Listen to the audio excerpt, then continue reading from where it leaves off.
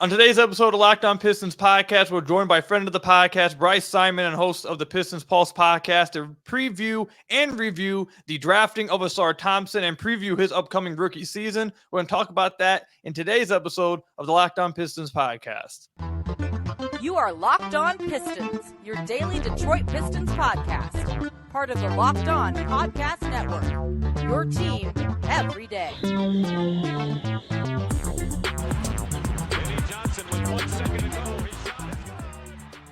What's the deal? Welcome back to another episode of the Locked On Pistons podcast. Per usual, I'm your host, Kuka Hill. You can find me over on Twitter at Kuka Hill. I want to thank you guys for making Locked On Pistons your first listen of every single day. We're free and available on all your podcast platforms. If you haven't already, head to the YouTube channel at Locked On Pistons. Hit that subscribe button or leave us a 5-star review on whatever podcast platform you're listening to this on. That's another great way to support the podcast. Again, we're on our way to 10,000 subscribers. So if you haven't hit that subscribe button, please hit that subscribe button. I really would appreciate it.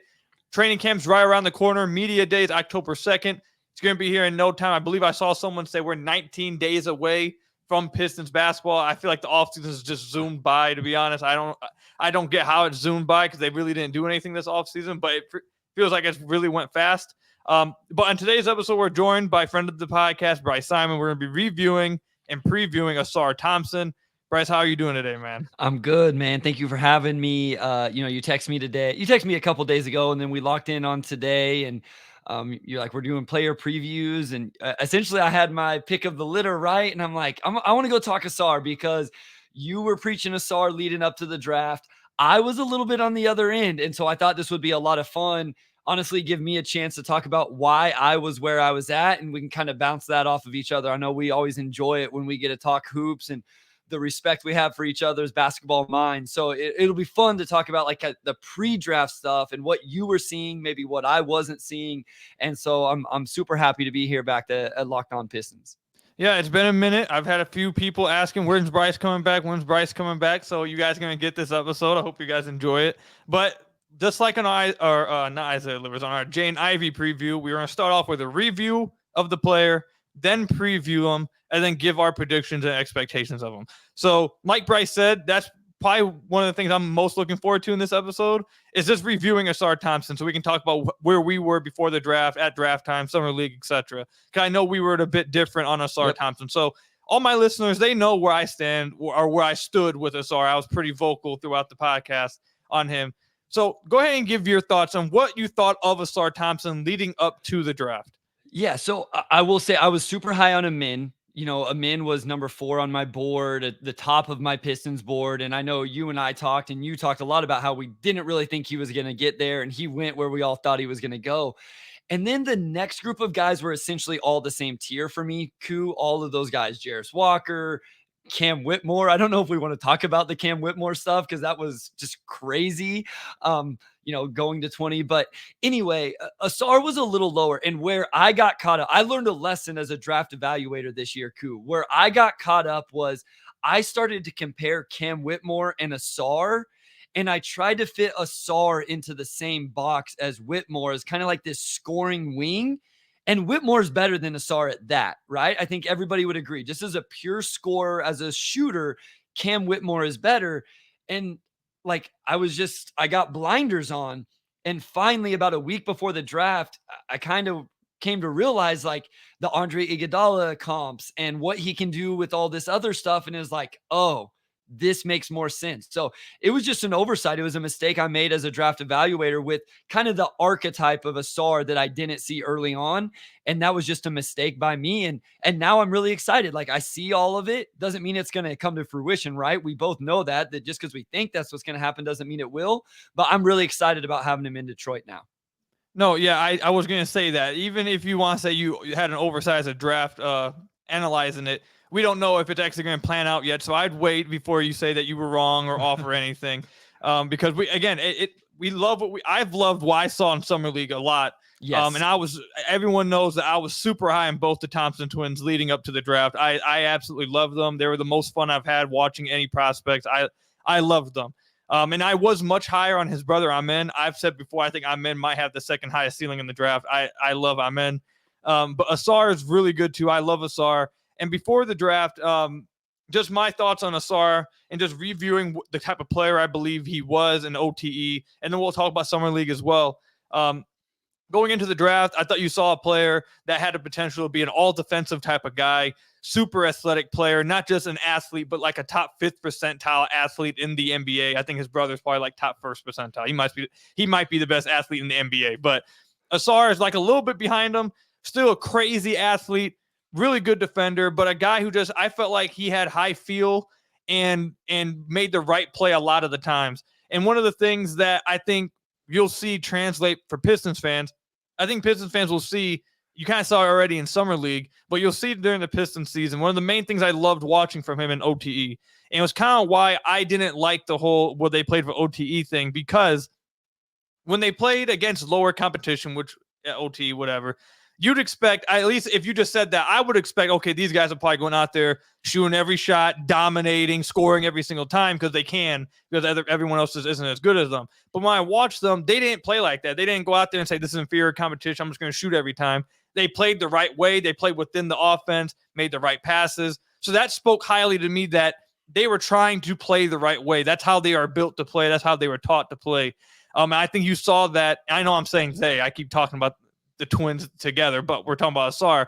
But Ausar, you saw it in Summer League too. Just a very unselfish player. Usually plays how you want them to play. Defensively, we can talk about some rotations I saw in Summer League that were really nice, especially against the Raptors in that one Summer League game. I thought he was spectacular defensively in that game. But just reviewing why I thought of him as a prospect, I thought he was going to be a really good defender. I thought he could be a secondary playmaker eventually. I don't know if he's able to do it immediately, but I think he can be a secondary playmaker, explosive athlete. And I actually, one of the things that really swung it for me was at the end of the OTE season where he really started his 3-ball and wasn't just catch and shoot threes. He was in a lot of self-created threes, a lot of step-back threes, a lot of pull-up off pick and rolls. I believe he was shooting around 36% on those at the end of the OTE season, especially in the playoffs. He really took over from beyond the arc. And I felt like if you believe that outside shot was going to come around, he should be the pick at 5. I feel like because if he can get that 3-point shot, I don't feel like there's anyone else at that range that could really match with him. So that's where I was at with Ausar. That's just doing a quick review of where I was of him as a prospect. I'll let you bounce back off of it. No, so where I was at was, like, I agree. If you believe in the shot, he's definitely the pick at 5. And I don't know that I believe in the shot, Koo. Like, to be quite honest, I'm still not sure. Now, here's what else I'll say. And I heard this throughout the whole draft process. Like, everybody vouches for these kids. Like, and I know we keep saying they and, piecing them together, but incredible kids, all about basketball, humble, all of that stuff. And so because of that, I shouldn't say that I don't, have ultimate faith in the shot. I probably should, that it'll eventually come around. I'm not sure he's still not the right pick at 5, even without the shot, even if he just does all of the other stuff that we saw at Summer League. And again, that's where I didn't value them. You brought up like playing the right way. He averaged 6 or 7 assists, and that didn't register enough with me because I think I built in some of it's OTE, everything's in transition, the competition, all of that. And I know Troy Weaver has the famous quote now and all of that, but it still was a little bit of a tough evaluation. I also think it's funny. I've started my 2024 NBA draft evals with all the stuff I do.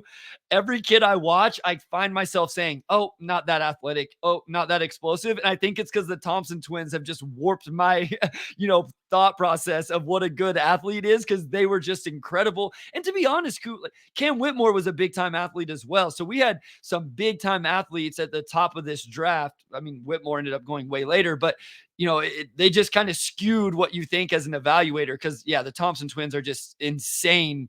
Explosiveness is just crazy.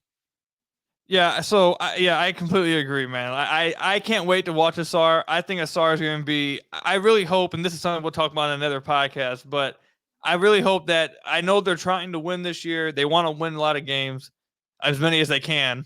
But I don't think Ausar's development should come at the cost of that. I think he needs to be at a top of priority list.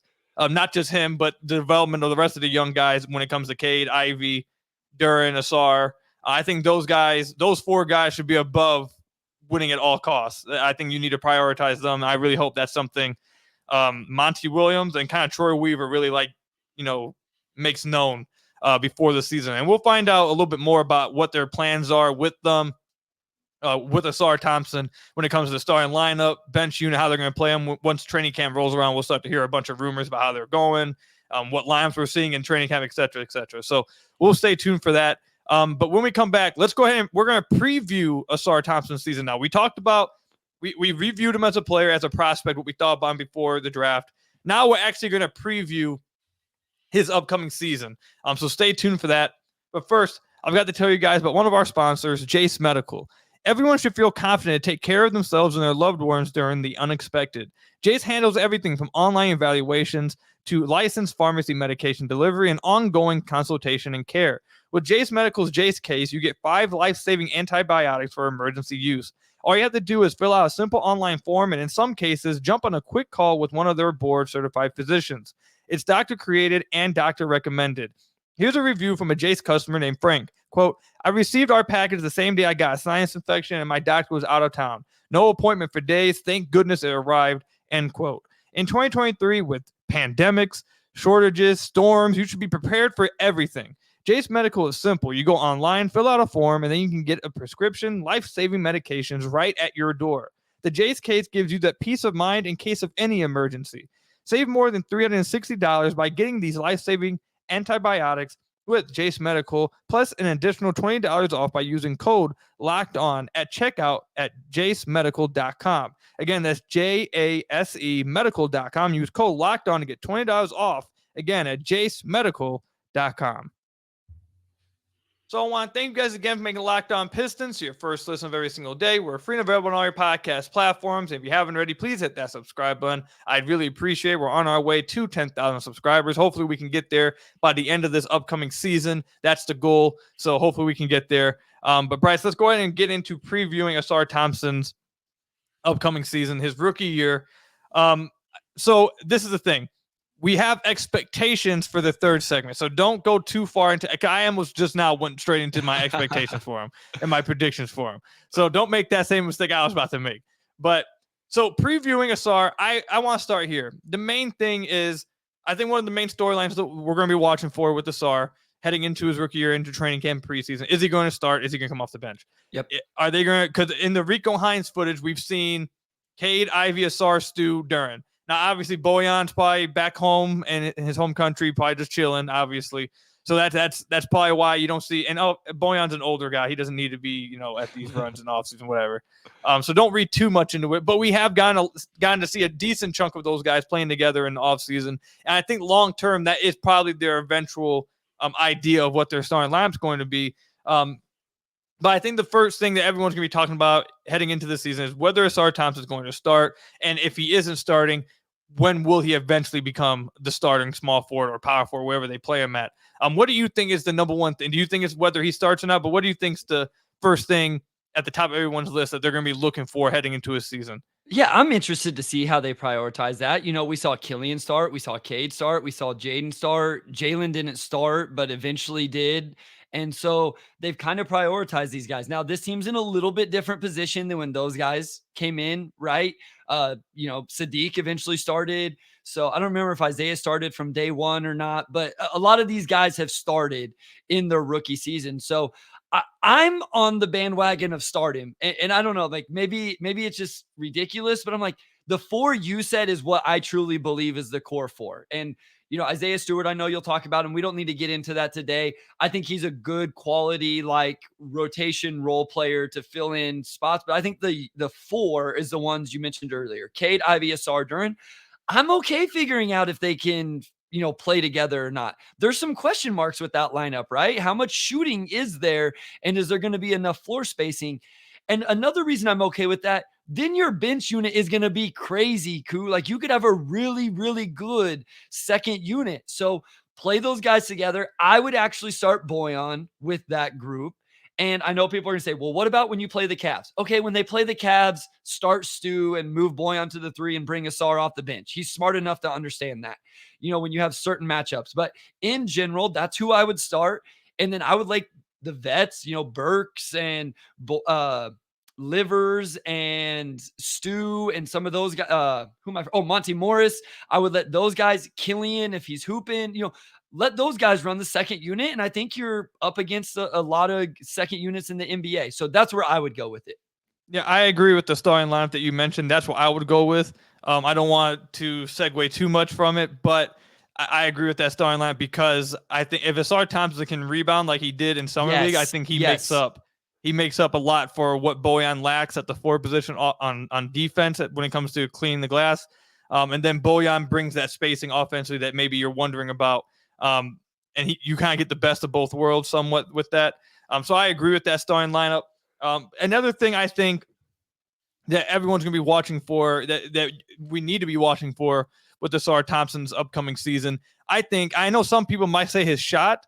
I think the second highest thing is whether or not he's a highly impactful defensive player his rookie season. Sure. I think that's where that's going to be his.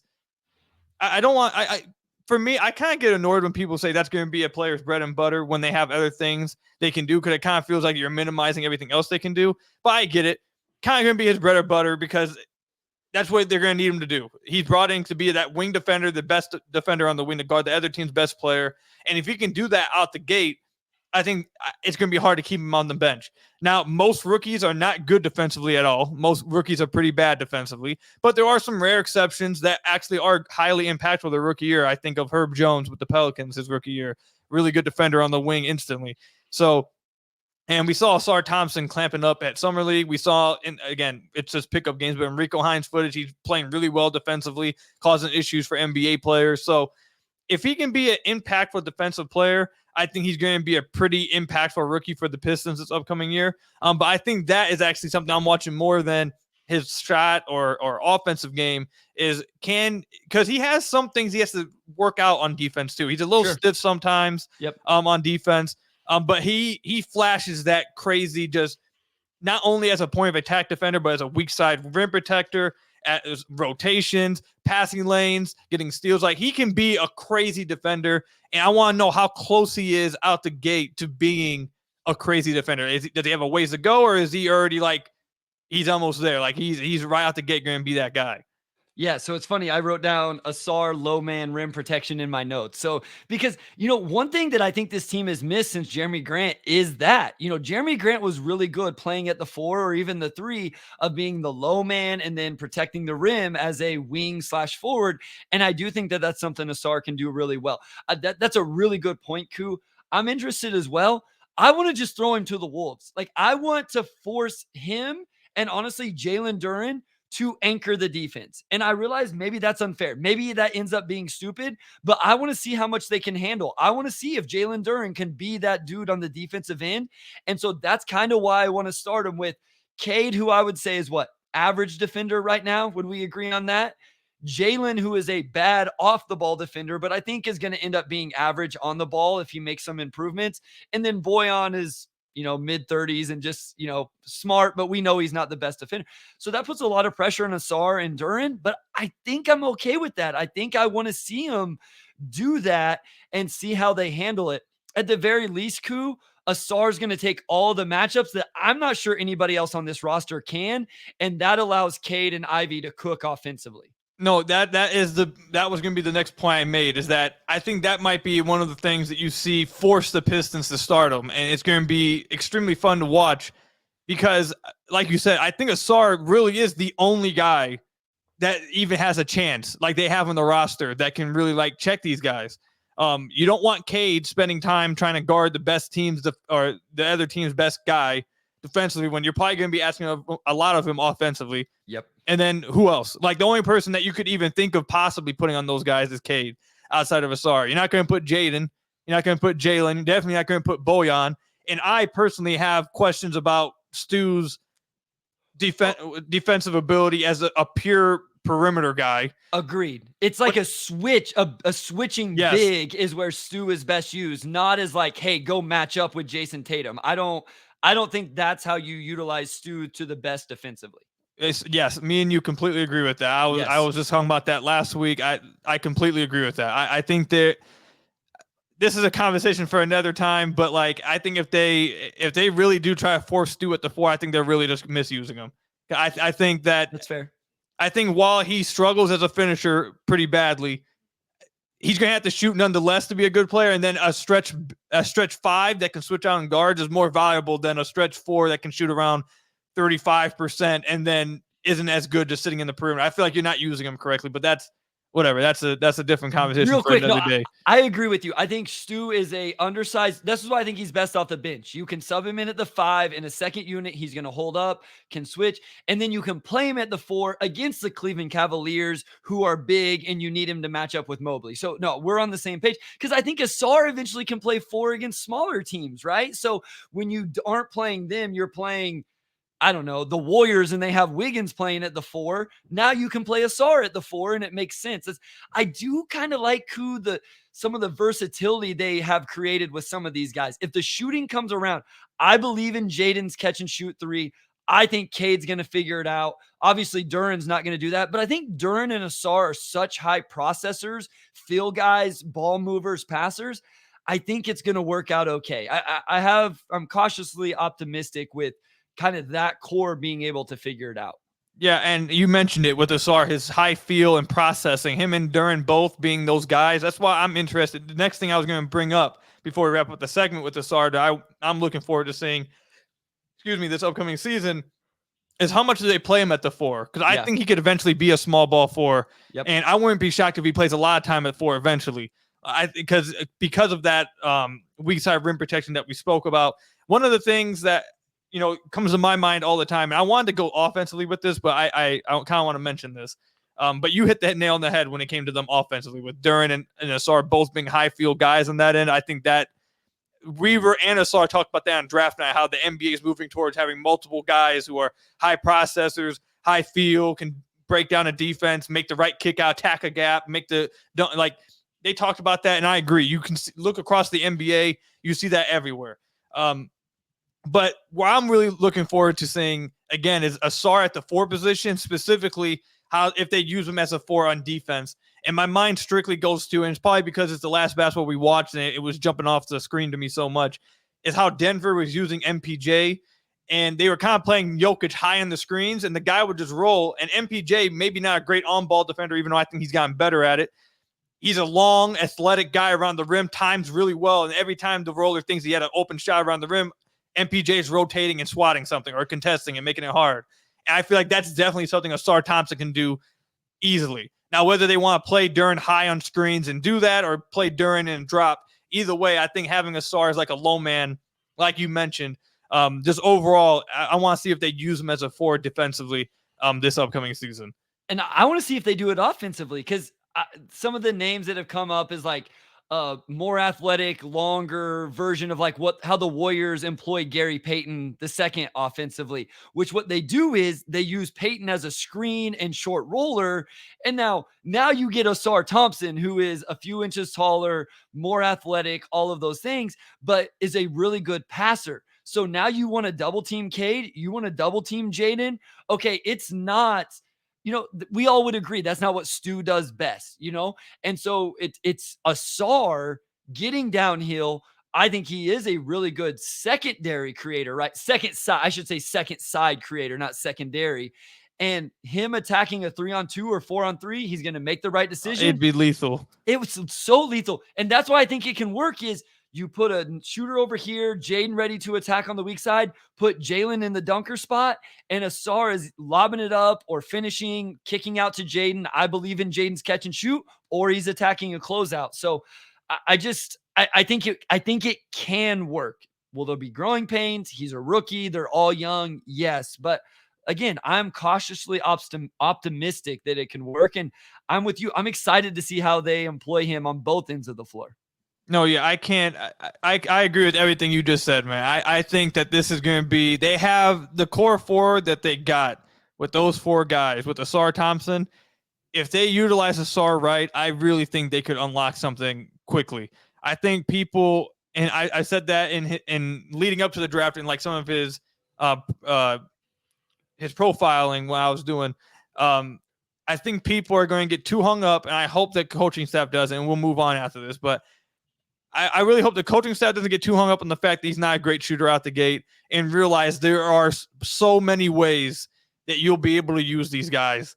Like an inverted pick and roll with Cade and with Ausar coming down and Cade setting screens. Like with Cade and Ausar running pick and roll. Like there's so many different things you can do with these guys because of how good of a passer and athlete he is and how good of a processor he is. And also, we haven't even talked about his off-ball cutting, how he gets into, like, is he going to be a great shooter out the gate? No. But there's other ways that he provides your offense to work, and I hope they really utilize all of it to its best abilities. So we'll see what happens this upcoming year. There's a lot of stuff to look forward to. Ausar Thompson, let me know in the comment section down below or over on Twitter. What are you guys looking forward to most seeing from Ausar? Is it his defense? Is he great on defense? You guys want to see if his shots around, how they use him offensively? Do they start him? Let me know what you guys are looking forward to most. Again, in the comment section down below or over on Twitter. When we come back, we'll talk about our expectations and predictions for him this upcoming season. Ausar Thompson, the Pistons' 5th overall pick. Stay tuned for that when we come back. But first, I've got to tell you guys about one of our sponsors, Birddogs. Birddogs stretch khaki shorts are designed to fit slimmer through the thigh and leg, giving you a truly sculpted look. Birddog shorts do the exact same thing as Lululemon, but fit way better. They fit way better than regular shorts that are made of stiff, restricting cotton. Birddogs fixed this issue by inventing cloud knit fabric that looks just like khakis, but stretches so you get a way slimmer fit without having to sacrifice the movement. Birddogs also uses anti-stink sweat wicking fabric that keeps you cool and dry all day long. And Birddogs are functional for just about any occasion. You want to go out on the golf course? There you go. You got to go on a date? There you go. An evening out with the boys? You want to hit the pool up? You got to go to the gym and work out? You're trying to go hoop? All of it, Birddogs is there for all of it. So go to birddogs.com/LockedOnNBA and enter promo code LockedOnNBA. Check out for a free Birddogs water bottle with your order. That's birddogs.com/LockedOnNBA for a free water bottle at checkout. You won't want to take your Birddogs off. We promise you. Again, that's Birddogs at LockedOnNBA for a free water bottle at checkout. So I want to thank you guys again for making Locked On Pistons your first listen of every single day. We're free and available on all your podcast platforms. And if you haven't already, head to the YouTube channel at Locked On Pistons. Hit that subscribe button or leave us a 5-star review on whatever podcast platform you're listening to this on. That's another great way to support the podcast. All right, Bryce, we're going to get into our expectations, predictions, things that people will hold you to and tweet at you in a few weeks, few months. If you're right or wrong, you're going to be held to this no matter what. So be careful here. But all right, what are you expecting before we get to it? Predictions. Okay, I'm going to ask you some questions to predict yes or no on the certain thing. So before we get to that, what are your expectations as of right now for Ausar? So I want to see what I saw at Summer League. And I've said this, and this is going to be the ultimate when he averages like 18 points a game for the first month. People are going to be like, you're stupid. You don't know what you're talking about. But I just want us to remember, if he averages less than 10 points a game, we were all okay with that. We were all excited coming out of Summer League where he, quote unquote, only averaged 13.5 points. But what we were excited about was the defense, the 10 rebounds a game, the 3.5 assists a game. Like, I just want us to remember that it's okay if he averages 9.5 points or 8 points even, or something like that. And like you've been saying, he may shoot under 30% from three this year. I don't think that that's crazy unlikely. But again, I think it's okay for him as a rookie, as long as he's doing those other things. You mentioned it first, and I want to just double down on it. The rebounding is huge. This is how many games did they lose last year because they couldn't come up with the last second rebound? Ausar's going to come up with that, maybe just because he's strictly more athletic than everybody else, but also because it seems like he has a knack for it. So my biggest thing is, I don't expect him to score a lot of points. I expect him to grab a ton of rebounds, to get some assists, to shoot well overall from the field, but maybe not from the 3-point line. And I just kind of want us all to remember, myself included, that that's okay. We were super excited about that from Summer League, even though he wasn't a big time scorer. Yeah, the rebounding point, it's a big deal, especially that's why I think it enables them to be able to start him if they wanted to with Bojan. Last year, like you mentioned, the Pistons lost a lot of games because of late situation rebounding. And there was a few times where a guy that I'm a real big fan of, Isaiah Livers, he'd make the right rotation down. He'd box the dude out, but because he's just not that level of an athlete and he's a little undersized, he just couldn't make the play on the ball. And nothing really he could do about it. He was in the right spot, just couldn't make the play on the ball. And that's something that Ausar Thompson is not going to have problems with. So I think he is going to be a really good rebounder. I think that's probably why I'm going to go ahead and say my expectation is he starts out the gate. I don't think there's any way you can keep him on the bench simply because of this. Is he raw? Yes, he has things he has to improve on, but his skills that he immediately comes in with are skills the Pistons just don't have anywhere else on the roster.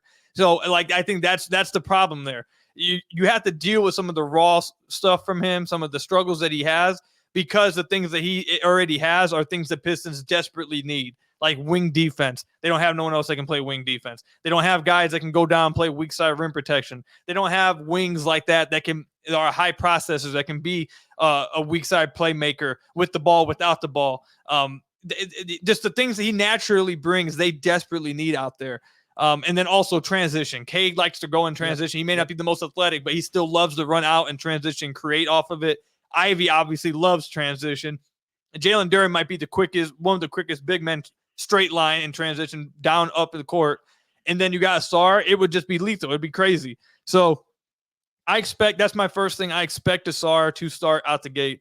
I know James Edwards III actually wrote an article recently, like last week, saying some signs in the offseason may actually be pointing to the possibility of Ausar Thompson being the starter out the gate, even though some people weren't expecting it out, or maybe before that article came out. James didn't go out there and say that he is going to start. He just mentioned a few quotes and some things that maybe people weren't picking up on that maybe hint towards the fact that Ausar will start out the gate. So I expect him to start out the gate, and also I expect him to be a pretty damn good defensive rookie. I expect him to be pretty good out the gate on that end. I think there will be some times where he gets blowed by. I think he still needs to work on some footwork. Again, I think he's a little stiff sometimes, but his overall athleticism, even in summer league, and you saw it a lot in OTE too. Even if he gets beat by a step or so, he's just so crazy of an athlete and so long that he makes up that fast, and he doesn't give up on plays. I bring this play up all the time from summer league against the Raptors. He got beat on a dribble drive by Grady Dick, didn't give up on the play, chased him down, forced Grady Dick to pick up the ball, pass it out, denied the backdoor cut. Then the guy that Grady Dick passed it to tried driving. Ausar turns around, weak side protection, stops that. Then they kick out to the corner. He makes a perfect X-out close on that too, and then gets the defensive rebound, throws it up ahead. Like, that's like 4 incredible defensive plays in one possession. And that's not just using athleticism. That's having this. That's having some IQ on that end too. So I expect him to be a good defender out the gate. That's my initial first expectation I'll put out there. I also think it's been a little bit under talked about. Like, just, he seems like he's super competitive, and this is going to sound really silly, Koo, but at Summer League, I loved how whenever he got subbed in, he ran from the bench to check in. Like, he was super excited to go play every single time. There's just something about him that was very contagious. Like, when I was out there again this year, we interviewed him after the game. He was super humble. You could tell he was kind of shy. You think OTE and him and his brother have been, blowing up all draft cycle. You could tell he was still a little bit uncomfortable, but it was very, like, genuine. You could tell, like, it was just, but like, he played with a certain intensity and like a love of the game and a passion. And it was Summer League where you could see some guys were like, it's Summer League. He was like, I'm going to take advantage of everything. So the multiple efforts you talked about on the defensive possession, that's, again, I don't think something we've really like can pinpoint a guy on this roster and say that's what they were doing night in and night out. And so it'll be interesting. Like, does Ausar do it all year, or does he hit a rookie wall? Because we know those type of things happen. But I'm definitely not going to count the kid out in terms of just the effort he's going to give and the pride he's going to take on that end of the floor. Yeah, and I had his trainer, Luke Cooper, on the podcast, and he talked about that a lot. And I'm looking at the camera. Damn you, James. Listen, so look, James had Luke Cooper interview like a week after or a few days after I interviewed. And Luke said the story about him being at the outdoor court and because he didn't have a gym, whatever, on my podcast. Yeah. But no one saw it. But then James got the same story, and now everyone blew it up. I'm just messing with you. I'm not being serious. I'm just messing with you, James. But damn it, man, come on, guys. I had it here, dude. But either way, yes, Ausar's competitiveness, his want to just play the game of basketball is why I really loved him too. If you talk to anyone around them, you go read anything about the Thompson twins. And there was a big video that blew up about like there's like a mini documentary of them since they were like 5 years old or whatever. All they care about is basketball. All they want to do is play basketball. He loves, like, his genuine love for the game is another reason why I'm so high on him. And I expect him to have a pretty good rookie year. Do I expect him to win Rookie of the Year? No. Do I expect him to probably make rookie first team? Probably not. Like you said, because I don't expect him to put up crazy points per game numbers. I think there's going to be, and this is my next expectation. You can tell me if you disagree or agree with this. I suspect that they're probably going to have a hard time figuring out how to use them. I'm worried about that. I think that there's ways to do it. I'm not trying to say I'm an NBA head coach. I'm just saying I don't think it should be hard. But if you're not creative with it, I could see how it could get. And maybe it's because of some coaching the Pistons have had the last few years when it comes to creativity offensively. But I'm a little bit, if I had to make a prediction, I think they probably struggle to figure out how to use them offensively without, hey, just space the floor that's a concern of mine. But if they can't figure out how to use them offensively, with some creativity, I expect them to have a really good rookie season for the Pistons. Yeah, I understand that. And I think we've talked about this at length. One thing we always said about Coach Casey was we just felt like there was more creativity offensively with the X's and O's and the stuff they ran. At the very least, the half second offense, that everybody's been talking about should really play into Ausar's hands, right? And so at the very least, the ball should be moving and then he's going to be able to catch and make a quick decision. So even if he's not in these inverted pick and rolls, I loved you bringing that up because it's like, okay, what are you going to do with a Ausar ball in hand, Cade pick and pop, Cade short roll? Now Cade's the decision maker in the middle of the defense. If they're not short rolling Ausar, if they're not putting him in the dunker, like we saw him put Hami in the dunker spot last year and it worked out okay. And Asar's, again, a couple inches taller, even more explosive, a better decision maker, all of those things. So it may not be, I understand maybe it's not quite as much as what we've talked about on this podcast, but I think just in general, what we've heard about this offense and what we have heard that Monty Williams wants to do, I think that should still play to some of his strengths. Even though, it could get dicey where he gets started to get blamed because of the floor spacing and being a non-shooter. I hope that narrative doesn't happen, at least in his rookie season. I'm a little worried that it will because I think a lot of fans are expecting wins this year. They want to win games. They want to make the play-in. And it feels like, even though I disagree with this, I saw Hal, our friend Hal, tweet about this, but today, actually, it feels like winning it 36 games and missing the play-in is a little bit more priority when it seems like to the fan base right now than developing the guys that matter long-term. And that's a little concerning for me. I hope that's not what the team decides to do because at the end of the day, that core four we've talked about, I think it's what matters. That's eventually what really matters. And if developing some of those guys gets you 1 to 2, 3 extra losses, then so be it. I'd rather that happen than you try to force like a Joe Harris minutes, and some of these veteran minutes to just miss the play-in by 2 games. Because then it was like, okay, all that for what? Now it's like, what was that for? So I think it's a dicey situation to be in because you don't want to tank. I'm not saying tank. You don't want to not try to win, but you also don't want to, I feel like you shouldn't want to put winning over the development of the core four, if you get what I'm saying. Well, and this isn't a draft to tank for anyway. I mean, seriously, it's not as weak a draft as what people are making it out to be, but it is at the top. There's no Cade Cunningham right now. There's no Victor for sure. There's, none of those guys. I think there's going to be some decent talent where the Pistons most likely will end up picking, but it's not a year where like, oh, you want to go get number 1 pick because 1 to 5, there may not be a whole lot of separation, maybe 1 to 10. I think there's some good talent. There's just not like the elite top end, at least right now with that. All I'll say about those vets, Koo, is I agree with you. I don't think they should prioritize winning, but I do think those guys can all play a role to help in the development of Cade, Javen. I don't think Joe Harris should be in the 10-man rotation necessarily, but I think there's nights where Joe Harris can help this team because he can space the floor.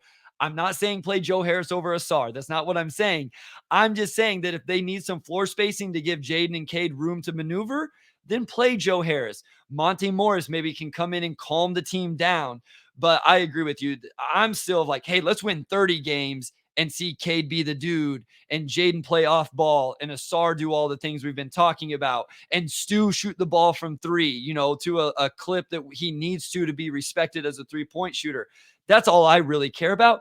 Plus, You guys have the Lions winning games and beating the Chiefs on opening night. You got enough winning going on in Detroit. The Pistons can lose a little bit, not a lot, but a little bit for one more season.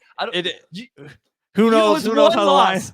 Who knows how the Lions will go now, man? They got that loss. They lost C.J. Gardner-Johnson for the season. It sounds is he out for the season? Dan Campbell's making it sound like he doesn't feel that way, but everything else I've seen says that he's going to be out for the year. Because I feel like that's kind of I know Hutch is the dude, and he is really good, but I feel like he was kind of like the swagger and the attitude of the defense. He was the big-time free agent signing, and now it's like – and the defense is already not looking good, and now you lose what's supposed to be like your best player in the. Let's not talk about the Lions. The season started off great with that win over your Chiefs, man. But then some stuff. It's the Lions, man. Nothing can ever stay too good for too long. They'll be okay. They'll be okay. But all right, let's wrap the podcast up with this right here. I've done this with all my other guests lately. I'm going to play a game of just yes or no with you. Cool. No extra explanations. No explaining it. Just simple yes or no to it. I did it with James, Omari. Who was another guest before them? I forgot who it was. But okay, let's get into it. Okay. First one. Does Ausar Thompson make a rookie team? Yes. Does Ausar Thompson start out the gate? Yes. Okay, so my next question was going to be: is he the starter at the end of the year? I'm assuming that would mean yes. Yep. Okay. Will Ausar Thompson average over 10 points a game? No. Okay, will Ausar Thompson average over 5 rebounds a game? Yes. And then this is the last one. This is not Ausar related at all. I just want to know your thoughts. Will the Pistons make a trade before the start of the season? No. All right, we'll wrap it up there. Good job. There you go. I want to ask you one. Can I ask one? Okay. Yep. I put this out on Twitter, so I want to get your thoughts. If Cade ends up being the dude, the dude, okay? So that's the context. Who ends up being his Robin to Cade's Batman? Jalen Duren. Really? Yeah. Rank it. Jalen, Jaden, Ausar, trade for player X. I can't. Oh no, actually no. I take that back. I did vote trade for player X in your poll. I don't think the second best player is here yet. I think you're gonna get me in trouble on the podcast with my listeners. Okay, so here's the only. I was surprised how low the trade got. I was one of the voters for that one. Yeah. That was very high on my list when this kind of came about on our podcast. But I want to believe that these 4 dudes are like this core that grow together for the next 10 years. But I know there's some history of it, but I don't think history is really on the side of that really being what happened. So it's not. I talked about this literally on the last episode of the podcast, that if you go through all the contenders, they all made a significant transaction, whether it was through free agency or trade. And the Pistons aren't going to get the key free agent. So the only way they're going to be able to do it is by trade. And the only way you're going to get a trade for some guy is by trading one of the guys that are actually good on your team. You're not going to get him by trading trash or garbage or anything. Like, you have to do that. So if I had to pick out of all those options, I think it's the player that's not here yet through a trade. But if I had to pick one of the guys here, it would be Jalen Duren.